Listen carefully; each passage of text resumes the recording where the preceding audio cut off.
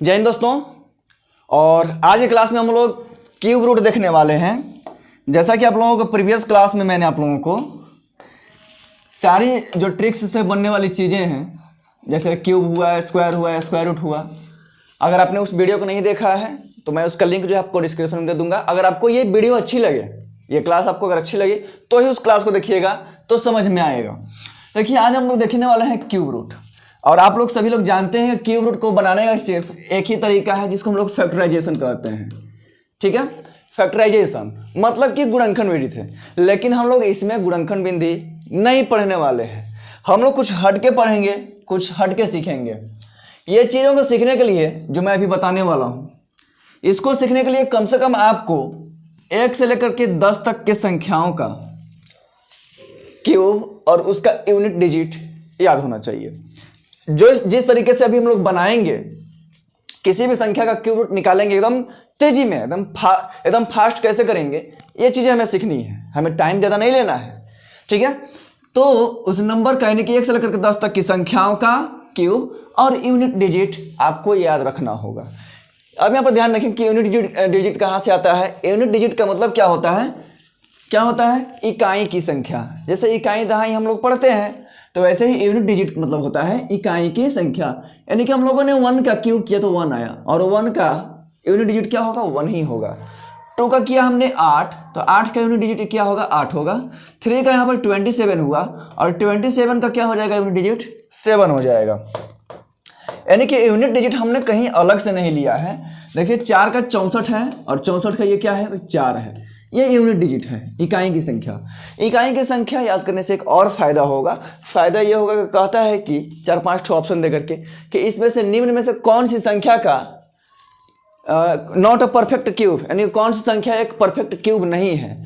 तो जिसके लास्ट में ये सारे नंबर रहेंगे, यानी कि 1, 8, 7, 4, 5, 6, 3, 2, 9, इसके अलावा अगर कोई भी नंबर आता है तो परफेक्ट क्यूब नहीं होगा। अब हम लोग यहाँ तक तो देख लिए 1 से लेकर 10 तक। अब हम लोग देखते हैं कि ये जो सारे नंबर्स मैंने जो लिखे हैं एग्जाम्पल समझाने के लिए आप लोगों को, ठीक है, इसका हम लोग एकदम फास्ट जल्दी जल्दी कैसे करते हैं। तो हमने सबसे पहला नंबर लिख लिया है 328509। ओके, इतना सबसे पहले कोई भी नंबर दिया रहेगा तो इसको आपको क्यूब रूट ही तो करना है। हमने क्यूब रूट के लिए एक एग्जाम्पल लिख लिया। अब आगे समझिए क्या करते हैं। जैसे आपको पता होना चाहिए कि स्क्वायर में हम लोग 2 संख्याओं का पेयर लगाते हैं। पेयर मीन्स क्या होता है भाई? जोड़ा लगाते हैं।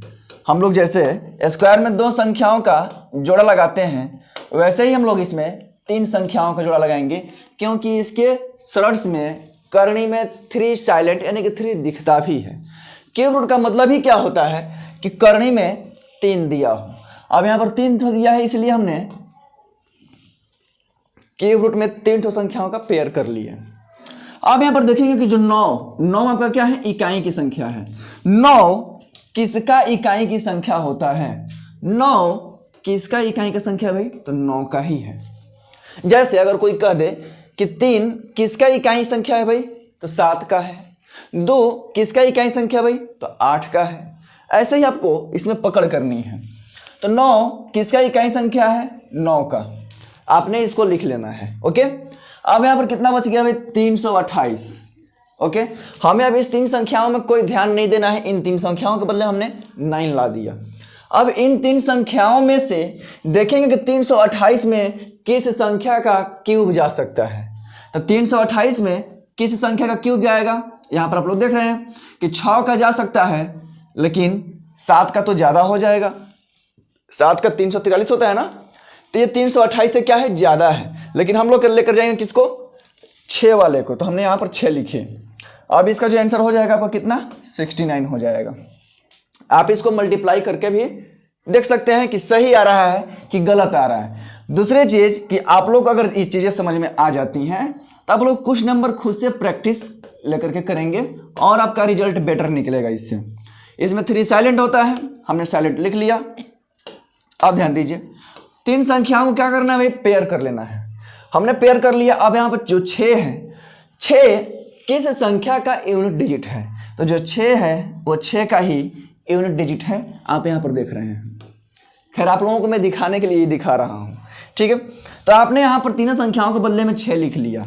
दूसरी चीज, अब यहाँ पर 175 है, तो 175 में किस संख्या का क्यूब जाएगा?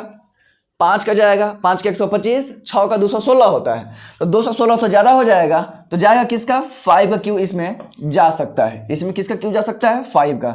और आपका आंसर कितना हो जाएगा भाई? 56 हो जाएगा। ऐसे ही एकदम दमदार लाजवाब ट्रिक जो है आप लोगों को स्क्वायर रूट के लिए भी मैंने बताया है, उस वीडियो को आप लोग जरूर देखिएगा, लिंक आपको डिस्क्रिप्शन में मिल जाएगा। एक और एग्जांपल समझते हैं। यहाँ पर देखिए क्या लिखा हुआ है, 250047, यही है। अब ध्यान दीजिए, मैंने क्या बताया है कि पहले कुछ नहीं करना है, इसमें 3 संख्याओं को पेयर कर लेना है। 3 संख्याओं को आपने पेयर कर लिया। अब 7 जो है किसका यूनिट डिजिट है?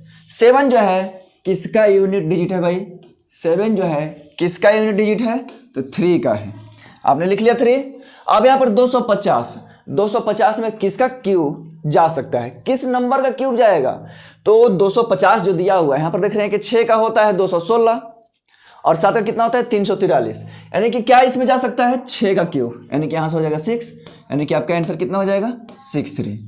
अगर आप लोगों को यह ट्रिक समझ में आया हो तो आप अपने से कुछ नंबर्स लेकर के प्रैक्टिस कीजिएगा और बेटर होगा, एकदम फास्ट होगा। ऐसे ही आप लोगों को इस चैनल पर ट्रिक्स मिलते रहेंगे। और जिन्होंने स्क्वायर रूट का वीडियो नहीं देखा है, जस्ट ऐसे ही मैंने बताया है, बस उसमें थोड़ा सा डिफरेंस है, एकदम आपका कैलकुलेशन फास्ट हो जाएगा। पहले मैथ्स को पढ़ने के लिए कैलकुलेशन फास्ट करना बहुत जरूरी है। और आप लोगों को ये चीज़ें समझ में आई हो तो वीडियो को लाइक करना बिल्कुल नहीं भूलेंगे। अगर नए होंगे चैनल पर तो सब्सक्राइब करना बिल्कुल नहीं भूलेंगे। और फेसबुक पर देख रहे हैं पेज को फॉलो करना नहीं भूलेंगे। बाकी मिलते हैं फिर नेक्स्ट वीडियो में ऐसे ट्रिक्स के साथ। तब तक के लिए जय हिंद।